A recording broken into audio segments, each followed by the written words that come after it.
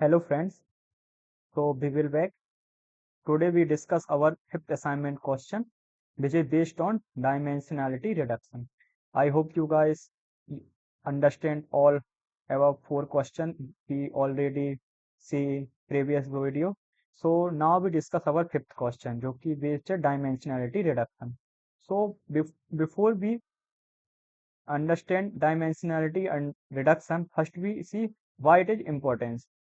So first we see इस definition dimensionality reduction, जिसको हम डी आर से डिनोट कर देते हैं। ये is the process of reducing the number of random variables under consideration while attempting to preserve as much as the relevant information as मतलब ये एक प्रोसेस होती है जो हमारे रैंडम वेरिएबल्स होते हैं, जो कि हमारे फीचर्स होते हैं, उसको मिनिमाइज कर मतलब कम से कम वो कर दे, अटेम्प्ट उसको प्रिजर्व कर रखे और कम से कम वो नंबर वैल्यू रहे, जिससे कि जो हमारी इंफॉर्मेशन है हम ज़्यादा से अच्छे ज़्यादा वहां से इंसाइट कर सकें। तो ये हमारा डायमेंशनलिटी रिडक्शन मतलब जो हमारे बहुत सारे वेरिएबल रहते हैं उनको कम करने की कोशिश करते हैं, किसी एक ही चीज में शिफ्ट करते हैं ताकि हमारा जो रिजल्ट होगा वो ज़्यादा ज़्यादा अच्छा आ सके। तो ये इसलिए भी इम्पोर्टेंट है क्योंकि ये it is important stem from mitigating the curve of Dimensity. तो जो बहुत सारे जो हमारे डायमेंशंस बन जाते हैं इसके कारण, क्योंकि हमें फिर डिफरेंट डायमेंशन देखने पड़ते हैं। अगर बहुत सारे वेरिएबल्स रहेंगे वो भी रैंडमली रहेंगे, तो ये हमारे बहुत सारे डायमेंशन देखते हैं,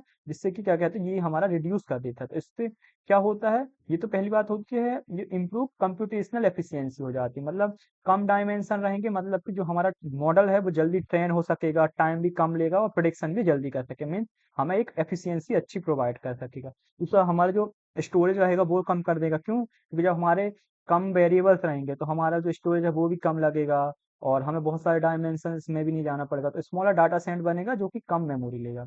और कॉम्बैट ओवरफिटिंग, जो हमारे जो डायमेंशनल रिडक्शन से क्या होगा, हमारा जो कॉम्बैट्स है वो ओवरफिटिंग भी हो जाएगा, क्योंकि by eliminating redundant and noisy feature the model spacing and its ability generate input. मतलब ओवरफिटिंग उससे इसलिए क्योंकि जब हम बहुत सारे जब देंगे, बहुत सारे जो वेरिएबल्स प्रोवाइड ही नहीं करेंगे, फीचर्स ही नहीं देंगे, तो क्या कहते हैं जो ओवरफिटिंग का जो हमारी प्रॉब्लम रहती है वो भी हमारी कम हो जाएगी और हमारा जो मॉडल है वो इम्प्रूव होगा।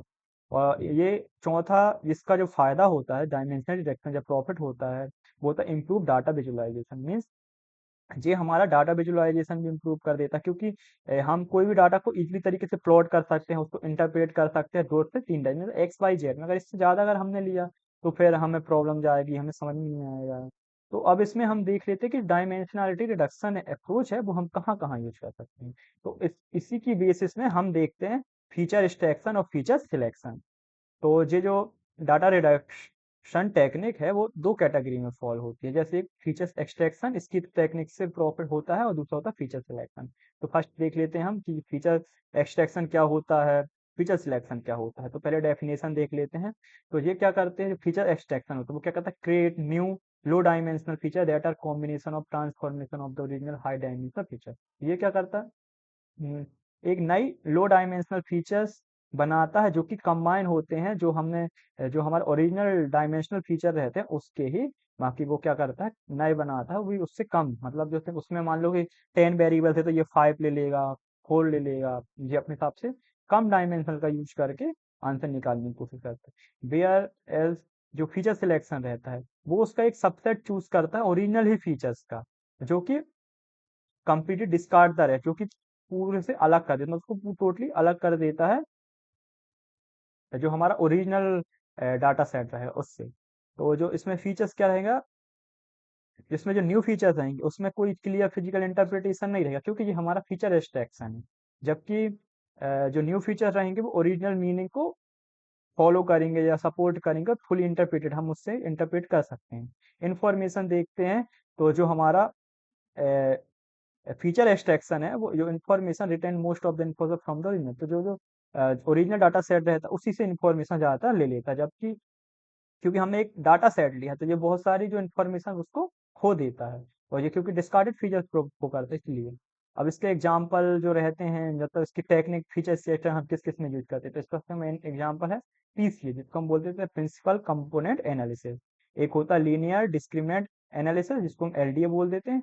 ऑटो इनकोडर, तो ये कुछ टेक्निक होती हैं जो एग्जांपल है किसके, फीचर एक्सट्रैक्शन के, जो कि हम डीआर टेक्निक में यूज करते हैं। दूसरा फीचर सिलेक्शन के कुछ एग्जांपल हैं जैसे कि फिल्टर मेथड, उसमें जैसे काई स्क्वायर हो गया, इंफॉर्मेशन गेन आ गया, ब्रेप मेथड जैसे कि हम फॉरवर्ड सिलेक्शन या बैकवर्ड एलिमिनेशन मेथड यूज करते हैं, एम्बेडेड मेथड्स हो गए जैसे कि लेक्सो रिग्रेशन। तो ये कुछ हमारे डिफरेंस होता है फीचर एक्सट्रैक्शन और फीचर सिलेक्शन में, और यही है dimensional reduction. I hope you guys understand. Thanks.